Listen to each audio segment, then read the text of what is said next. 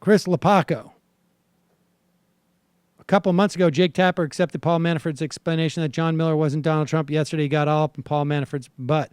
Glad journalists are beginning to do their jobs, but they're kind of late to the party. Should we listen to that? Do we have that?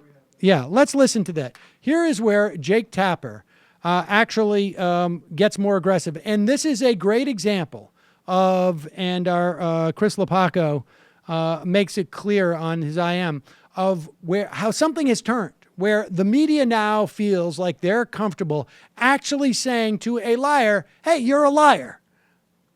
Maybe not in so many words, but maybe in so many words. And that is fascinating because that's not happened in the past.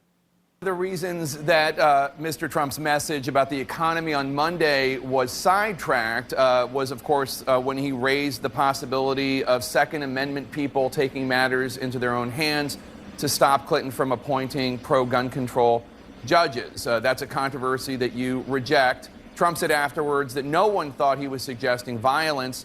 But I want you to take a listen. Here's Mr. Trump. Nobody in that room thought anything other than what you just said. There can be no other interpretation. Even reporters have told me. I mean, give me a break. So, but here's the thing.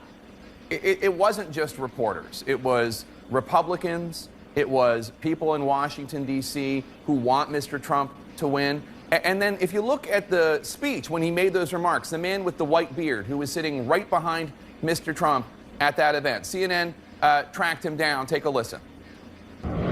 I was just absolutely taken aghast. Down here in the South, we don't curse in front of women, we don't drink liquor in front of the preacher, and we don't make jokes like that in public. We would have taken Mr. Trump to the shed and said, don't say things like that because people will misconstrue it. So that's Daryl Vickers. Can we pause it for 1 second? Can I just tell you that in the North, too, we don't appreciate when presidential candidates encourage the assassination of other presidential candidates or judges. That's not unique to the South.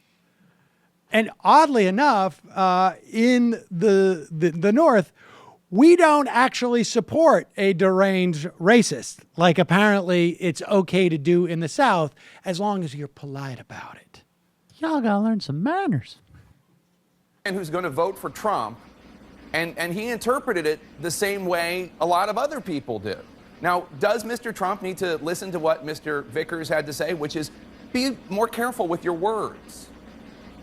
Look, yeah, I'm not going to say he didn't interpret it that way or not. The point is, most people did not interpret it that way. It was not at all meant to be a threat. But the point again is, you could have covered what he was saying, or you could try and take an aside and take the Clinton narrative and play it out. And you chose to do that instead.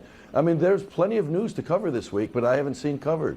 You had information coming out about pay for play out of emails of Hillary Clinton's that weren't turned over, by the way, to the Justice Department for her investigation. That's a major news story. That you had the NATO base in Turkey being under attack by terrorists. You had a number of things that were appropriate to this campaign, were part of what Mr. Trump has been talking about. You had economic numbers coming out this week that showed that productivity is down, housing ownership is down, unemployment is at in over 102 million. These are all things that could have been covered this week. Instead, you took an aside that the Clinton narrative told you was something Mr. Trump told you he didn't mean, and you played it out for 2 days. Okay, first of all, that's what we're talking about. But as a factual matter, on Monday, my show covered Mr. Trump's speech. Okay, we did. We covered Mr. Trump's speech. We covered the narrative, and we did cover those Hillary Clinton emails. So when these things, just because you say them, they're not true. I mean, we have been covering the substance. We have been covering the things that are bad to Hillary Clinton. Jake, we've been talking about these messages all week. You covered it one day, and you covered this aside about the Second Amendment for 3 days. There you go. We're actually starting to see some journalism because I feel like all gloves are off here.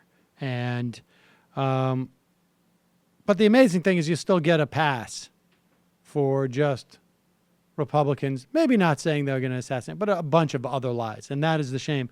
And that really, I mean, the Clinton campaign has to really start to to push the fact that what we're seeing is Trumpism is not so unique. It is, it has roots. It has a basis in a specific political party. And it's not the Democratic one. And it's not the Libertarian Party. And it's not the Green Party. And it's not the LaRoucheites even. It's the Republican Party. Hello, you. I'm Sam Seder. Looking for smart progressive talk that is occasionally amusing? Well, subscribe to our YouTube feed. Subscribe to our podcast. Like us on Facebook. And just generally enjoy us.